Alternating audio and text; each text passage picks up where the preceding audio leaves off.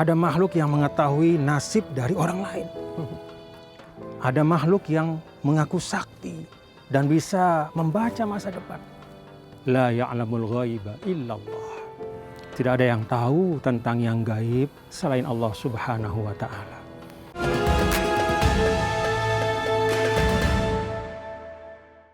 Kasus pembunuhan berantai yang dilakukan Wawon CS tak lepas dari maraknya fenomena penggandaan uang di kalangan masyarakat.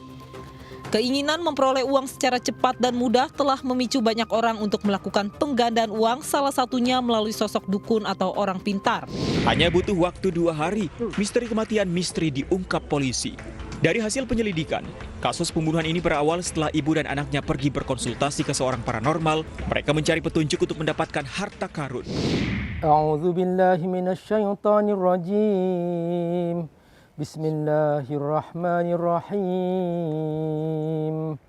Qul a'udzu birabbil falaq min syarri ma khalaq wa min syarri ghasiqin idza waqab wa min syarrin naffatsati fil 'uqad wa min syarri hasidin idza hasad. Assalamualaikum warahmatullahi wabarakatuh. Waalaikumsalam. Alhamdulillah. Wassalatu wassalamu ala Rasulillah wa ala alihi wa sahbihi wa mawala. Pemirsa rahimakumullah, surah Al-Falaq memberikan kepada kita suatu cara bagaimana kita minta perlindungan kepada Allah Subhanahu wa ta'ala agar kita dilindungi dari segala macam bentuk kejahatan, termasuk kejahatan para penyihir. Penyihir identik dengan para dukun, yaitu orang-orang yang selalu menunjukkan seakan-akan dirinya punya kemampuan luar biasa. Padahal makhluk sangat terbatas kemampuannya. Tidak ada makhluk yang punya kemampuan luar biasa. Mereka hanya menggunakan tipu daya. Dalam surah Al-Falaq ini, Allah Subhanahu wa ta'ala menyebutkan dengan istilah khusus, yaitu an-naffatsat, wanita-wanita penyihir. Tetapi dalam Al-Quran banyak sekali istilah-istilah yang digunakan oleh Allah Subhanahu wa ta'ala untuk menggambarkan bahwa banyak di antara makhluk-makhluknya yang berusaha ingin melakukan tipu daya, lalu kemudian dia ingin menunjukkan bahwa dia punya kemampuan luar biasa. Padahal tidak ada makhluk yang bisa mempunyai kemampuan luar biasa tanpa pertolongan Allah Subhanahu wa ta'ala. Maka orang-orang menyebut istilah untuk mereka ini disebut dengan para dukun atau para penyihir. Al-Quran menyebut istilah dengan kahin, ya, yaitu dukun. Nah, semakin jahiliyah suatu kaum, semakin mereka menjadikan para dukun itu sebagai rujukan. Dulu di zaman jahiliyah, mereka dalam segala persoalan, mereka selalu lari ke dukun. Al-Quran merekam tentang kisah-kisah mereka dengan diturunkannya surah Al-Jin yang menggambarkan bahwa jin termasuk salah satu yang dijadikan kolaborasi oleh para dukun. Dan biasanya para jin ketika itu mereka mengintip rahasia langit. Wa kunna naq'udu minha maq'ida lis-sam'i. Nah, mereka mengakui bahwa para jin mengakui bahwa mereka sedang mengintip rahasia langit untuk memberitahukan berita-berita itu kepada para dukun. Namun begitu Islam diturunkan oleh Allah Subhanahu wa ta'ala kepada Rasulullah sallallahu alaihi wasallam, maka disinilah kemudian Allah tutup pintu-pintu langit sehingga setiap kali jin-jin itu bersusun-susun untuk mengintip rahasia langit, akhirnya mereka tidak berhasil karena Allah Subhanahu wa ta'ala telah melempar mereka dengan bintang-bintang itu. Ini makna ayat rujuman lisyayatin, kata Allah Subhanahu wa ta'ala dalam surah Mulk.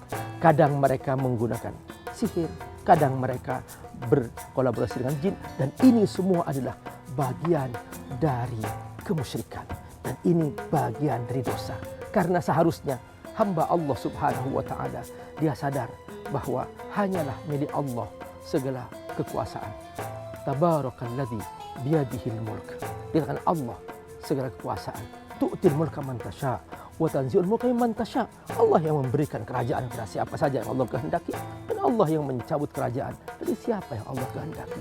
Tu'izzu man tasya wa yudhillu man tasya. Allah yang bisa membuat seseorang bisa mulia, bisa rendah, semua di tangan Allah Subhanahu wa taala. Tidak perlu kita datang ke dukun, datang ke jin. Apa sih yang kita perlukan? Apa kata Allah Subhanahu wa taala? Ketika Anda sulit, ketika Anda merasa menemukan di depan Anda jalan buntu, jangan lari kepada makhluk. Apa kata Allah? Ista'inu bis-sabri was-shalah.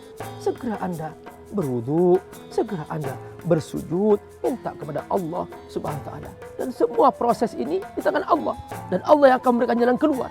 Wa may yattaqillah yaj'al lahu makhrajan wa yarzuqhu min haitsu la yahtasib. Dengan cara bertakwa kepada Allah Subhanahu wa taala, maka Allah Subhanahu wa taala akan memberikan jalan keluar sehingga dia mendapatkan rezeki dengan tanpa disangka-sangka.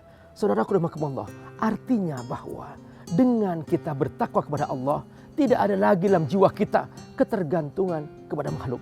Sungguh semakin lemah iman seorang hamba, semakin dia merasa dirinya tidak menemukan tempat bergantung. Akhirnya itulah penyebab mengapa semakin marak orang lari ke dukun. Dan mengapa kok masih ada orang yang percaya kepada dukun. Itu semua karena kelemahan iman. Nah, karena itulah ayo kita tingkatkan takwa kita kepada Allah Subhanahu wa taala dan kuatkan kita kebergantungan kepada Allah. Karenanya Rasulullah SAW mengajarkan bahwa setiap kali kita keluar rumah, kita diajarkan mengucapkan doa Bismillahi tawakkaltu 'ala Allah la haula wala quwata illa billah. Bahwa ketika seorang hamba benar-benar hanya bertawakal kepada Allah Subhanahu wa taala, maka apa kata Nabi? Maka dia kufit, dia akan diberi kecukupan oleh Allah. Ketika sang hamba merasa cukup dengan Allah Subhanahu wa taala, maka dia tidak akan pernah mikir untuk lari ke makhluk sebagai tempat bergantung, apalagi pada dukun yang hanya kerjanya menipu, menyihir, yang itu semua tidak ada artinya. Saudara-saudara, ayo kita tanamkan iman kepada Allah, kuatkan ketakwaan kepada Allah agar kita semakin merasakan indahnya bersama Allah Subhanahu wa taala. Perbanyaklah zikir, ucapkanlah selalu la haula wala quwata illa billah. Hanya dengan cara ini iman tertancap dalam jiwa dan kita akan semakin merasa indah bergantung kepada Allah Subhanahu wa taala.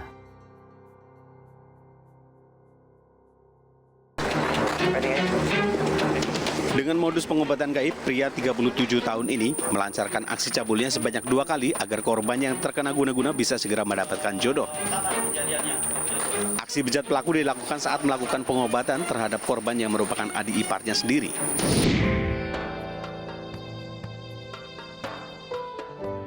Bismillahirrahmanirrahim. Assalamualaikum warahmatullahi wabarakatuh. Waalaikumsalam warahmatullahi wabarakatuh. Para pemirsa, Abi Amir tadi telah menyampaikan pesan-pesan ilahiyah kepada kita. Juga wasiat-wasiat nabawiyah.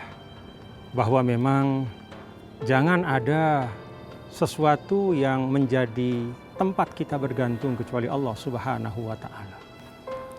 Dan para pemirsa yang dirahmati Allah, pesan-pesan Nabi terkait dengan masalah perdukunan tidak hanya dalam 1-2 hadis, tidak hanya dalam 1-2 konteks, bahkan berulang-ulang Rasulullah Shallallahu Alaihi Wasallam meminta kita untuk menjauhi segala macam praktik perdukunan. Kenapa Rasul meminta kita menjauhi itu?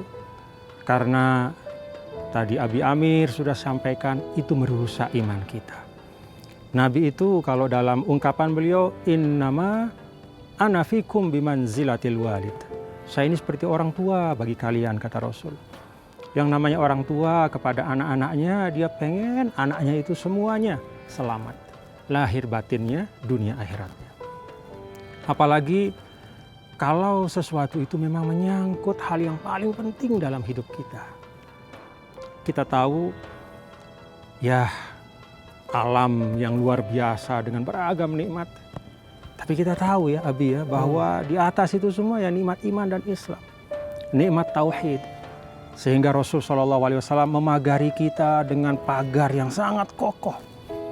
Agar tauhid kita jangan sampai bergeser. Dan salah satu yang bisa menggeser tauhid kita adalah ketika kita meyakini ada makhluk yang mengetahui masa depan.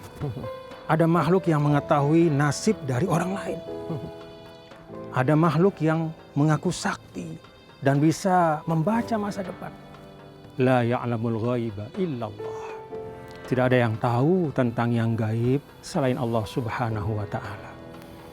Para pemirsa yang dirahmati Allah, banyak mudarat dari perdukunan.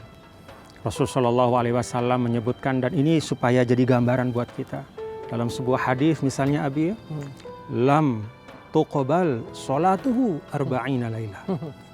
40 malam kita sholat nggak ada artinya. Kalau kita datang bertanya, apalagi percaya kepada dukun. Demikian juga dalam hadis yang lain, lam tuqbal taubatuhu. Jadi taubat istighfar kita arba'ina lailatan, 40 hari itu nggak ada artinya. Kenapa? Karena kita melakukan sesuatu yang mencederai, merusak iman kita kepada Allah Subhanahu wa ta'ala. Dan sebenarnya para pemirsa, tidak hanya iman yang rusak. Cara berpikir kita sebagai khalifatullah, dibekali kita sebagai seorang manusia dengan akal yang sehat. Diajar kita bagaimana berpikir menyusun sebab akibat di dalam Al-Quran. Lihat bumi Allah yang indah, dari situ engkau tahu kekuasaan Allah. Kita diajar berpikir lurus, rasional. Tiba-tiba ada praktek perdukunan yang mengajarkan takhayul, yang tanpa muqaddimah apapun mengklaim mengetahui masa depan. Dan tidak ada dukun yang mengatakan saya tidak tahu. Ya. Karena memang dia maha tahu. Ya.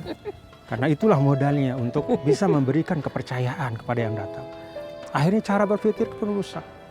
Dan bukan hanya itu, iman rusak, cara berpikir rusak. Perdukunan itu juga membuka penyimpangan demi penyimpangan. Ada orang yang kemudian atas nama perdukunan, dia mengaku bisa menggandakan uang, bisa membuat orang kaya.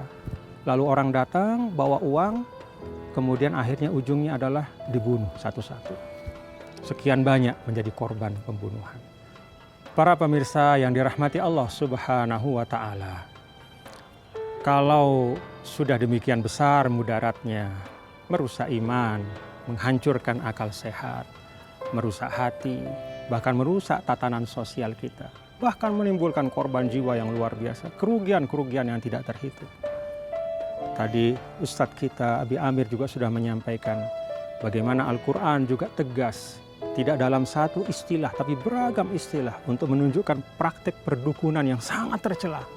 Kalau sudah akli dan nakli, kalau sudah wahyu dan akal, dan realita menunjukkan bahwa praktek ini memang sangat merugikan, maka apalagi yang tersisa sehingga kita berat untuk meninggalkannya. Fafirru ilallah, apapun masalah kita, mari kita kembali kepada Al-Qawiyul Matin, yang maha kuat, yang maha kokoh, tempat bersandar segala sesuatu, Allah Subhanahu wa ta'ala. La haula wa la quwata illa billahil aliyil azim.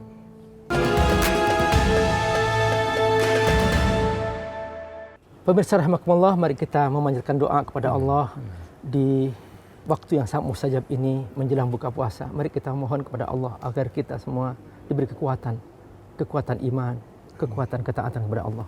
Bismillahirrahmanirrahim. Hamdan syakirin, hamdan na'imin, hamdan yuwafi ni'amahu yukafi'u mazidah. Ya Rabbana lakal hamdu kama yanbaghi li jalali wajhil karim wa 'azimi sultanik. Allahumma salli ala sayyidina Muhammad wa ala alihi wa sahbihi wa sallim. Ya Rabbana ya Karim, ya Hayy ya Qayyum, bi rahmatika nastaghith. La ilaha illallahul halimul karim. La ilaha illallahul aliyul azim. La ilaha illallah rabbus samawati sab'i wa rabbul arsyil azim. Ya Allah, kuatkan kami hamba-Mu. Iman kami lemah ya Allah. Kuatkan iman kami ya Allah. Jika selama ini kami tergelincir karena kelemahan iman kami, ampuni kami ya Rabb. Jangan sampai kami mengulangi dosa-dosa kami kembali. Jangan sampai di hati kami ada ketergantungan kepada makhluk. Jangan sampai di hati kami ada makhluk yang kami agungkan ya Rabb. Jauhkan kami dari ketergantungan kepada para dukun, kepada para penyihir. Jangan sampai kami menjadi hamba-Mu yang berbuat syirik. Ya Rabbal Alamin, ampuni kami ya Rabbal Alamin. Jagalah kami ya Allah, kami hamba-Mu yang tidak berdaya. La haula wala quwwata illa bik. Rabbana atina fid dunya hasanah wa fil akhirati hasanah wa qina adzaban nar. Wa sallallahu alaihi Muhammad wa ala alihi wa sahbihi wasallam. Walhamdulillahi rabbil alamin. Amin.